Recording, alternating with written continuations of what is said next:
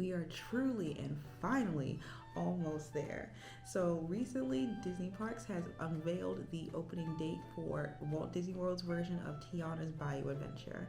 But now that we have that, we are going to walk through everything that they have shared with us regarding Tiana's Bayou Adventure and what we can expect.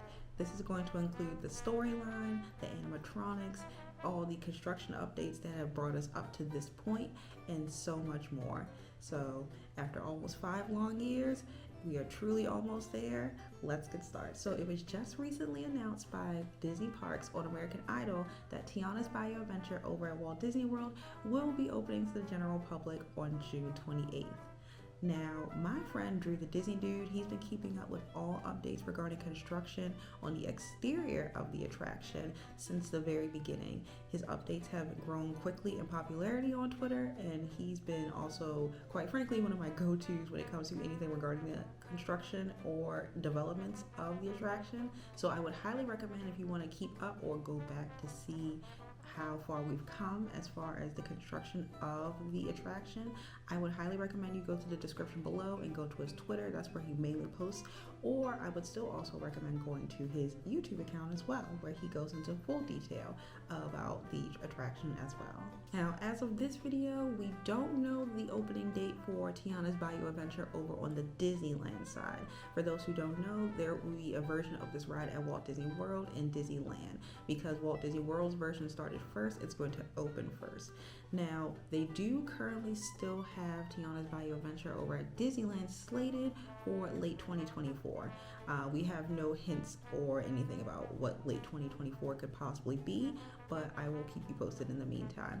But if you are over there, you still can get a little taste of Tiana. You are able to meet Princess Tiana while she's walking around her restaurant at Tiana's Palace, or you can see her on the riverboat. Not to mention, you can also go take a look at Eudora's Chic Boutique, which is right around the corner in New Orleans Square. This shop is run by her and her mother, Eudora. It's very cute. It has plenty of Princess and the Frog merch in there as well. On top of all the other news that we've been currently getting since the announcement for the date has come out, we've also gotten dates for previews. These preview dates are for Florida-based cast members, annual pass holders to Walt Disney World, and eligible DVC members. Now, here are all the dates and previews for these events if they apply to you. I know for a fact media previews are going to be June 9th through the 11th, so we should start seeing some content coming out around that time as well. But not to be left out, if you are a D23 Gold member particularly, or even a general member, D23 has some special events that'll be coinciding with Tiana's Bayou Adventure as well that you can partake in. Now, one of the events is a opportunity to preview the ride, and you can ride it multiple times. There'll be refreshments and treats. There'll be live jazz performances. I'm assuming this will be on the backdrop of Tiana's Bayou Adventure as well. I'll leave a link for both of the events actually in the description. But separate from this is a screening at the AMC in Disney Springs of Princess and the Frog for its 15th anniversary, which I can't believe is even here. It's going to include a cookie from Gideon's, it's going to include an exclusive pin, and it's going to include one free drink from AMC as well. Other important details that have come out of the ride as of right now is the fact that it has been confirmed that Tiana's Bayou Adventure will utilize the virtual queue system. Now, I know it's a little hit or miss for some people, but based on the verbiage that Disney Parks blog has given us, it doesn't seem like Tiana's Bayou Adventure is going to utilize the virtual queue system for long. According to Disney Parks blog, they stated that when the ride opens, they're going to utilize virtual queue shortly after the ride opens and the hype dies down, which I don't know how long that'll be. They're gonna switch to standby, so I don't anticipate it's gonna be there that long. On top of that, the ride will be a part of the Disney Genie Plus system. Not only that, you'll also be able to buy a separate lightning lane for it if you so choose. Before we dive into anything involving the ride's story, the animatronics, any of that, I want to make sure I give the credit where the credit is due. I want to make sure we recognize the main key players in this Tiana's Bayou project who have made it what it is today. Now, there are so many talented Imagineers and people on this project, and I've even said on Twitter that I really wish I could just personally thank them all for all the hard work that they put into this project. I personally think it's going to be great, but there are mainly 3 key players who have been taking the helm of this project and that have been able to make it what it is and be able to put New Orleans culture within it, bring it to life, and be able to expand on Princess Tiana's story as they continue it. So let's dive into those 3 key players, and we'll touch base on one more after that, just in case, because I feel like their story is important as well. One of the first people that I want to recognize who have been a key part of this project is Sharita Carter. She's been with Walt Disney Imagineering for almost 30 years. She recently became the executive creative producer VP of Walt Disney Imagineering just last June. You may feel like you're not familiar with her, but actually you are very familiar with her work, especially if you have ridden Mickey and Minnie's Runaway Railway. That's right, if you've ridden that ride, you have ridden one of Sharita Carter's most recent projects.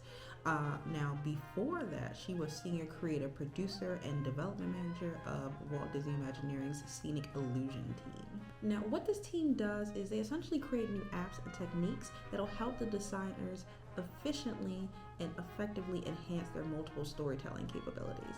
Now, under Carter, the team was granted more than 20 patents for the Walt Disney Company, and they were able to implement those patents into attractions at Walt Disney World, Disneyland, and Tokyo Disney Resort. Because of this leads me to believe, speculation of course, that the animatronics that we've seen and technology that we've seen as far as Fantasy Springs and Tokyo Disney Resort will be applied to Tiana's Bayou adventure as well.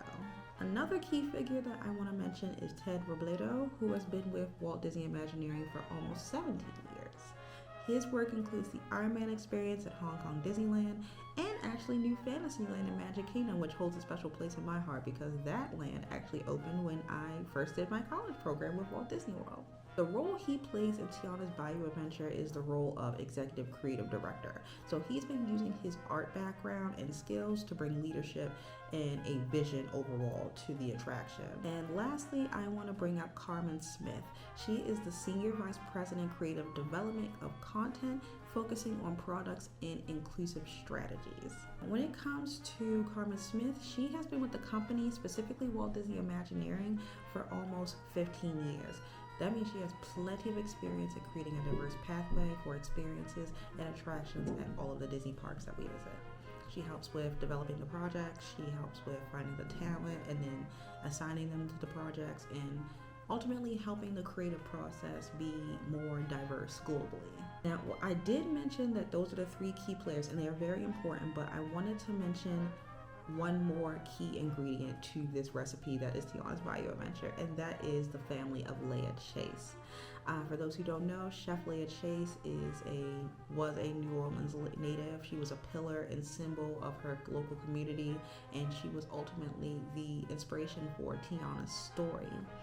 Unfortunately, she did pass away in 2019 during the COVID pandemic, but her family has strived to continue her legacy and contributed to assisting with the ride. Many members of the Leah Chase family assisted with Walt Disney Imagineering when it came to creating this ride, but specifically Stella Chase Reese. She was the main contact between the family and WDI when they were researching how to bring New Orleans culture to life within the ride and continuing and maintaining Tiana and ultimately Leah Chase's story. With all that said, these 3 figures, along with the Leah Chase family, with their combined talents and expertise, were able to bring together a phenomenal team of Imagineers. And because of this, we will now be able to see Tiana's Bayou adventure, the continuation of her story and Leah Chase's story, and it's going to be phenomenal in terms of representation in main media for the Black community. Let's get into the storyline of Tiana's Bayou adventure. I've seen quite a bit of confusion as far as what exactly the timeline is, the story, what story are we entering? So I have that all for you. Let's dive into it. The ride will be taking place after the events of the Princess and the Frog film. Now, this story originally took place in 1920s New Orleans era. This is going to be happening after everything has happened with Tiana. She's married, she has her restaurant, she's successful. I believe specifically the year that we will be encompassed in with this ride will be 1927. Now, because of this means that Dr. Facilier, aka the Shadow Man, is no longer in the picture, and he is confirmed to not be part of this ride, unfortunately. Now, this doesn't mean that there won't be nods to him within the attraction. Only time will tell. But I know a lot of people were kind of sad that he wasn't going to be included in the story. But now, what exactly is going down with Tiana in 1927 New Orleans? She's married, she's technically a princess, she has her dream restaurant. What move did she make next? In this next chapter, we find that Tiana has expanded beyond her restaurant and created a new business co-op with her local community called Tiana's Foods.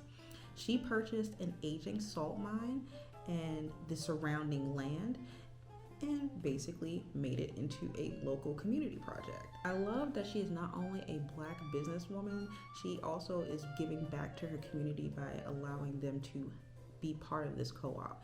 Now, this co-op includes a boutique farm, which also features a working and teaching kitchen where Tiana and her peers can come up with new recipes, new offerings with the herbs and spices and vegetables and fruits within her little boutique garden. This also includes a special line of hot sauces that I'm hoping will be sold in 2 of the stores that will be attached to the ride. Going forward, if you don't want to be spoiled regarding the storyline of the ride, I'm not going to give too many spoilers, but just in case you want to go in blind, feel free to skip past this. Tiana is so grateful and thankful to her peers and community for the support that she gave when she wanted to open her restaurant and for the co-op. So because of this, she wants to throw a grand Mardi Gras party. But there's a mix-up that involves Naveen and Lewis. Not sure what exactly, but that's on brand. An ingredient is missing for the party in the form of a missing critter band. So now we journey with Tiana and Lewis into the bayou to help find the band to save the party. My understanding is this party is particularly special because the King and Queen of Maldonia will be in attendance. The other day, when Disney was giving us more glimpses of Tiana's Bayou adventure, they shared a quick peek at what the PhotoPass photo will look like for Tiana's Bayou adventure. And by doing this, they accidentally kind of gave away the storyline. So again, if you don't want spoilers, feel free to skip past this. But we will find the critter band eventually, but we are in a rush to get to the party because we're so late. So guess what? The critter band knows a shortcut. The shortcut is the iconic 50-foot drop that most of us have come to know and love, that was part of Splash Mountain. That 50-foot drop will be the shortcut that'll get us to the grand Mardi Gras party celebration. I won't give away too much of the storyline, but that's essentially the gist of it. But let's get into the characters that we should expect to see within the ride, as well as some really fascinating animatronics. It has been confirmed that several original characters from Princess and the Frog will be returning, as well as some new friends that we're going to meet along the way. Returning characters from the film and some will feature their original voice actors include Mama Odie, played by Jennifer Lewis, Prince Naveen, played by Bruno Campos, and Princess Tiana, voiced by Anika Noni Rose, of course. Based on footage that we have seen from the We Call It Imagineering first episode focused on animatronics, we know other characters that will be returning are Eudora, Tiana's mother, her best friend Charlotte and her father, Big Daddy, Prince Ralphie, Naveen's younger brother, and his parents, the King and Queen of Maldonia. It is being said that there will be dozens of new audio animatronics within this ride, some that are completely original and made specifically for this attraction that we will see more than once as we go through our journey through the bayou. It is also being said that the tech with the animatronics will be what we have seen so far with Fantasy Springs as well.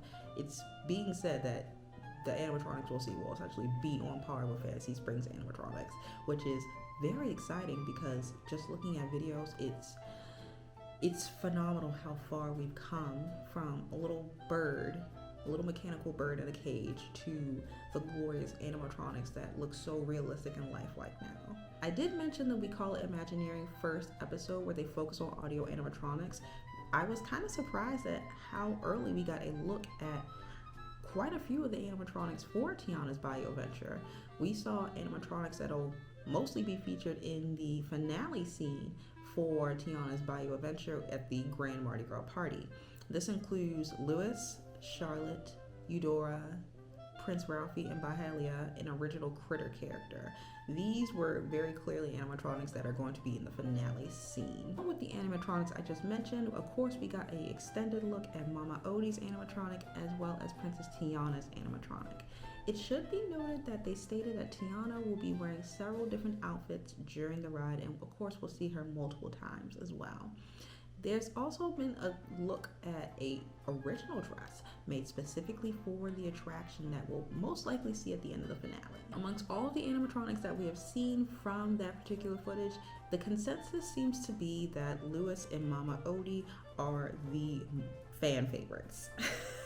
Just based on their complex movements and how lifelike they are. Mama Odie is also confirmed to be at the top of the 50-foot lift hill drop based on concept art and photos that we've seen online featuring her bottles from the famous Dig a Little Deeper scene from Princess and the Frog.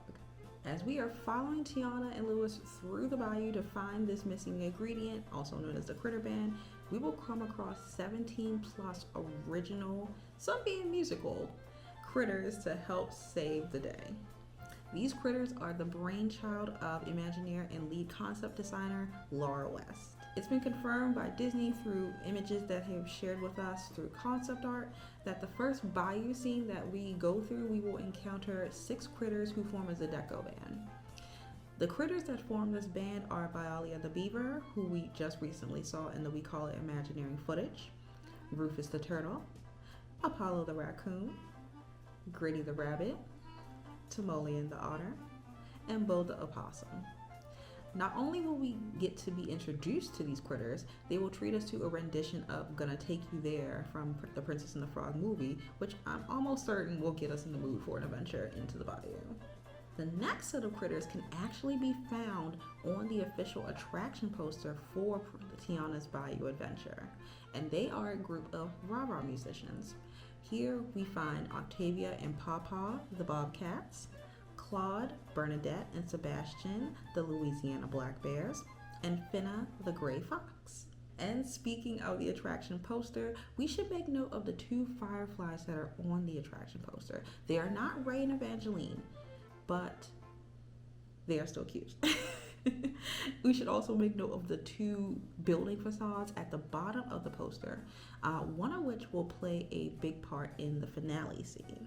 And it wouldn't be Tiana's Bayou Adventure without some froggy friends, right? So we have Philippe, Myra, Mondo, and Isabel the Green Tree Frog. Now, along with them, we have Gloria and Dolores, who are described as what you would call gossip folks. If you know, you know. And then there's Larry the Armadillo. He was described as, he basically has a habit of borrowing things, if you know what I mean. And he pops up where you least expect it. So it'll be fun to go through the ride multiple times and find Larry.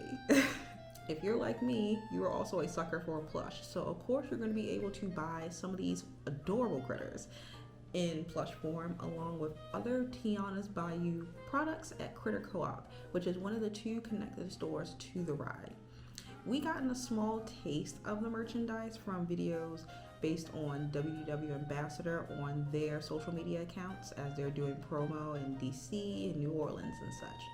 Now, the stores won't open with the ride, it sounds like, based on what Disney has recently told us. However, it will open shortly after the ride. And until then, merch can be found at Main Street Emporium. Walt Disney Imagineering has partnered with 2 amazing musicians. One being Terrence Blanchard, who, if you don't know, did the trumpet work for Louis on the Princess and the Frog movie. They've also teamed up with PJ Morton, a New Orleans local, 6-time Grammy-nominated independent music artist and member of Maroon 5. You know, casual. PJ Morton is working on the arrangement, writing, and production work for an original song for the ride. He's producing new arrangements with local musicians and artists for the songs from the movie and other songs that are local and famous to New Orleans specifically. While PJ Morton is working on some original songs and arrangements for the ride itself, Blanchard will be working on musical arrangements for the ride's queue. These will feature original songs from the film and classic songs that have come out of New Orleans. The queue will feature a 1920s radio in which Tiana will be able to communicate with us and explain the ride's story and why we're there to help her. It'll also play musical arrangements Blanchard and Morton are creating. This is also special because it'll include a cover of Louis Armstrong's Do You Know What It Means to Miss New Orleans by Leah Chase Jr., one of Leah Chase's daughters. Some of us have been keeping a close eye on the construction of Tiana's Bayou Adventure at Walt Disney World, and as an annual pass holder, I have stopped by every visit just to check out the progress and see how everything's going. Others who are local, like my friend Drew, have been able to check out the progress more frequently, and we have been able to get a better idea of timelines thanks to their work. Now, as we saw in previous concept work, we have seen the bottles hanging from the mouth of the final drop, as well as a banner welcoming us into the final scene below. The gorgeously vibrant and green foliage spread throughout showcases the boutique garden for Tiana's foods, along with the spectacular and gorgeous water tower, topped with Tiana's tiara and 2 fireflies. Now, this could be a nod to the 2 fireflies that we see on the attraction poster, but I would like to feel like it is a nod to Ray and Evangeline. If you go and take a ride on one of my favorite attractions, the Walt Disney World Railroad, at the Frontierland station, you'll be able to see a gorgeously vibrant mural of Louis the Gator and other Princess and the Frog themed items at the entrance of Tiana's food. As we were getting closer to Tiana's opening date, it was very natural for us to finally see the nighttime light package for the ride outside that truly encapsulates a dreamy Bayou nighttime scene. It's truly gorgeous. A lot of purples, a lot of greens, and the water tower in the background just ties it all together just so nicely. Thanks to eagle-eyed viewers who have been visiting, we have actually seen some of the Imagineers taking ride tests very recently of Tiana's Bayou Adventure, as well as cast members walking the track to get a better idea of how to run the ride when it's time for it to open. For many people that look like me, this ride has been well overdue, and we are all very excited to see what this ride has to offer. Me personally, I'm really excited to see a continuation of not only Princess Tiana's story, but Chef Leah Chase's story as well, and how this will help honor her family's legacy. This is also going to be a great and positive representation of Black people in media that I feel that Black youth ultimately will love and need. Not only Black youth, but adults like myself who have grown up not really seeing the best representations of Black people, but it's great to see that we're finally getting it. It's taken many years, but we're finally getting it. We're finally almost there. I can't wait personally, and I know there have been certain groups of people who have been fighting this change for many years, but based on previews yesterday and how that went, the case seems to be that the general public overall not only wants to see this ride, but wanted this ride to happen. I'm hoping that this will be the ride that truly makes an impact and will make a difference for future generations who will not only want to continue going into the arts, but also continuing to go into STEM and STEAM, and eventually we will see more diversity within these sectors. With that being said, I can't express how excited I am for this ride. It's opening in less than 45 days.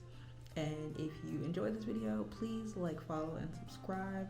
And I will be keeping you up to date on all my socials leading up to the very day that I go and ride this attraction for the first time.